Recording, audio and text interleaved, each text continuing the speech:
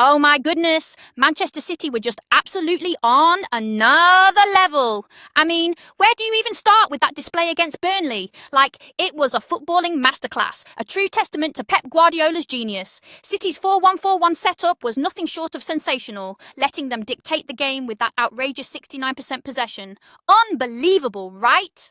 And, when a team takes 21 shots with 8 on target, they're not just holding the ball for fun, they're creating genuine threats. Now, Erling Haaland, let's be honest, was a complete beast out there, bagging 2 late goals and an assist. His involvement was just purely efficient and crucial. And what about Phil Foden and Jeremy Doku? They were basically relentless. Their dynamic play-keeping, piling the pressure on Burnley non-stop. Doku, especially with his high dribbling success and those assists, was just unstoppable. We have to mention Matheus Nunes too, who was pivotal both in breaking down Burnley's attacks and, wait for it, scoring. And sure, Burnley did have their fleeting moments with Jadon Anthony's attack, but let's face it, City's defence, led by Ruben Dias, just shut it all down. This game, it just screams dominance, doesn't it?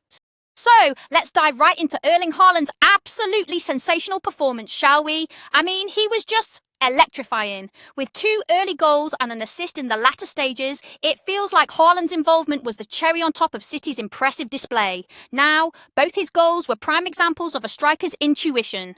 The way he positioned himself, anticipated the play. Honestly, it was like a masterclass in finishing. His first goal, set up by the ever-dynamic Jeremy Doku, highlighted Haaland's chemistry with his teammates. I mean, it's not just about scoring for him. His sharp movements, timing of runs, and sheer presence anchor City's attack. When he's on the pitch, you can sense defenders are hyper-aware, if not outright terrified. Haaland's influence isn't limited to just smashing the ball into the back of the net. Although he's unfathomably good at that, he's also setting up others, like with that brilliant assist to Matheus Nunes. And can we talk about his off-the-ball movement? It was instrumental in creating pockets for Phil Foden and Doku to exploit. Statistically, he's been out of this world. Scoring from 2 out of his 3 shots on target, that's ruthless efficiency. Overall, his contribution transcends mere numbers. It's this infectious drive and focus that lifts the entire squad. Comparing to previous seasons, Haaland looks even more formidable.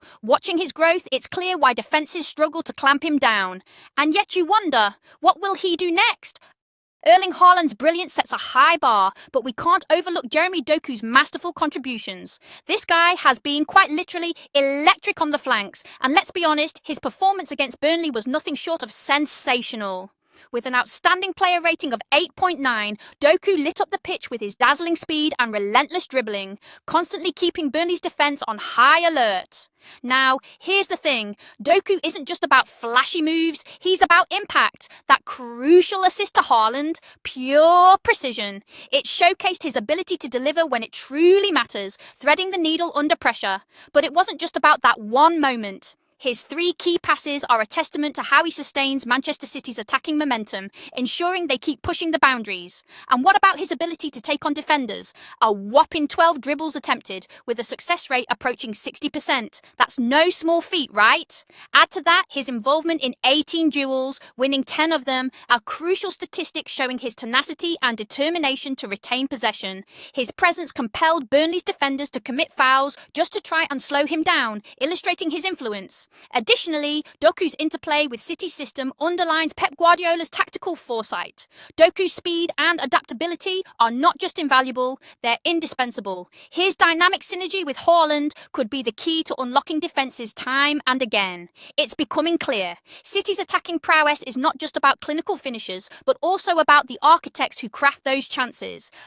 Burnley's tactical struggles against Manchester City, though expected, were a tough watch for their fans. Going into the match, Scott Parker's side hoped to remain resolute, formulating a compact 5-4-1 setup aimed to absorb pressure and maybe hit on the break. But let's be honest, planning to stop a City side in full flow is easier said than done, right? The problem with Burnley's plan became quickly evident. City's relentless pressure, they practically camped in Burnley's half, meant Burnley barely got a foothold, evidenced by their meagre possession rate of 31%. The compact formation meant little when Kevin De Bruyne and his ilk, even from the bench, could unlock that defence which already looked stretched. It was like watching a well-drilled parade caught in a torrential downpour. Burnley's defenders, those poor lads, were continually tested, and unfortunately, cracks started showing. Kyle Walker and Josh Laurent, for instance, found themselves having a particularly torrid time, constantly harried by City's dynamic attacks. When you're up against Doku twisting and Haaland lurking, it's a daunting task to say the least. And it wasn't just the defence struggling, the attacking game plan all but vanished under City's high pressing. This game was a learning experience. Burnley's approach to containing a team like City might have to evolve. They can't just pack the box and hope for the best. Finding that balance between defence and applying pressure in offensive transitions is crucial, especially with Premier League titans like City breathing down their necks. This is a challenge Burnley must meet head-on if they want to rise above such onslaughts in the future. Now, shifting focus to City's defensive fortitude, let's dive into the contributions of Matheus Nunes and Ruben Dias. These two players didn't just act as a fortress at the back, they were instrumental in City's smooth transition from defence to attack. Starting with Matheus Nunes, man, his performance was something else, with a crucial goal that sealed City's dominant display. He spent 93 minutes dictating play and managed to sneak in 2 shots on goal, one of which rippled the back of the net just when needed. With a solid passing tally of 86 successful attempts, Nunes balanced orchestrating duties and defensive commitments seamlessly, highlighting his 75% passing accuracy as he kept the ball moving but also delivered crunching tackles to disrupt Burnley's rhythm. And then you've got Ruben Dias, this guy, absolutely commanding the back line. He didn't post offensive stats like goals or assists, but his precision in defence was essentially the unsung hero behind City's stout resistance to Burnley's breakaways. Ruben managed a remarkable 82% pass accuracy from 85 attempts, orchestrating from the back with calm efficiency. His duels and interceptions were spot on, fortifying City's rearguard and ensuring Burnley couldn't really get a sniff. Together, Dias and Nunes formed a dual threat, not just clamping down defensively, but launching surgically precise counter-movements that underline why City remains a thorn in any opposing team's plans. Their synergy guarantees both security and creative launch capability, marking them as pivotal cogs in this unstoppable City machine. Moving into the dynamics of the game, one cannot overlook the unfortunate but pivotal own goal incident involving Maxime Esteve. It was the 12th minute, and Manchester City had already set a high tempo, applying relentless pressure that resulted in a moment of chaos for Burnley's defence. City's strategy epitomised their ethos, not just to control, but to inundate every vulnerable pocket of their opponents. Esteve, caught in an attempt to clear under a hailstorm of City's attacking manoeuvres, inadvertently turned the ball into his own net. This moment underscored the sheer psychological pressure City imposes. One misstep, and the punishment is swift. This misfortune wasn't just a blow on the scoreboard, but a telling indicator of City's suffocating offensive philosophy. With 69% possession and 21 total shots, City showcased why they're a perennial threat, forcing defences into desperate measures. While poor Esteve found himself in the wrong place at the wrong time, it's essential to acknowledge the wider tactical context. His individual stats highlighted effort, but the pressure was unyielding, an early nail in the coffin for Burnley's tactical game plan.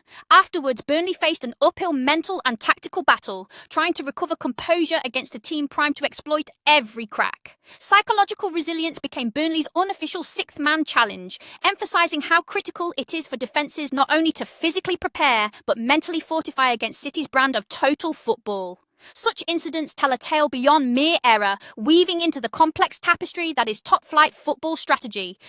So here's the thing, while Burnley was caught in the whirlwind of City's relentless pressure, desperately seeking composure, it was Pep Guardiola's tactical masterclass that truly stood out. Manchester City's commanding victory wasn't just about overwhelming talent, it was meticulously crafted through strategic finesse. Guardiola's use of a 4-1-4-1 formation wasn't just effective, but spectacularly versatile, granting City the ability to control every phase of the game. And from there, the midfield mastery came into play, dictating the pace, controlling possession and transitioning seamlessly from defence to attack. But let me dive a bit deeper. This wasn't just about City having the ball. Their high pass completion rate at 89% wasn't just a number, it was a symphony. Jeremy Doku on the wings and Erling Haaland pushing forward were keynotes, showcasing Guardiola's emphasis on width and speed. On top of that, the tactical flexibility allowed creative souls like Phil Foden to drift in, causing chaos in Burnley's compact defence. Strategic substitutions, you might say? Absolutely! Bringing on fresh legs like Ake for Guardiola kept them defensively tight, ensuring the continuous onslaught was lethal yet balanced. Man, you just can't help but marvel at how Guardiola's philosophy of meticulous preparation and strategic adaptability sets them apart. And hey, what do you guys think? Does Guardiola's tactical genius continue to redefine modern football? Or what? Let me know in the comments how you feel about City's prospects this season, especially facing European giants. Can't wait to see what you guys have to say.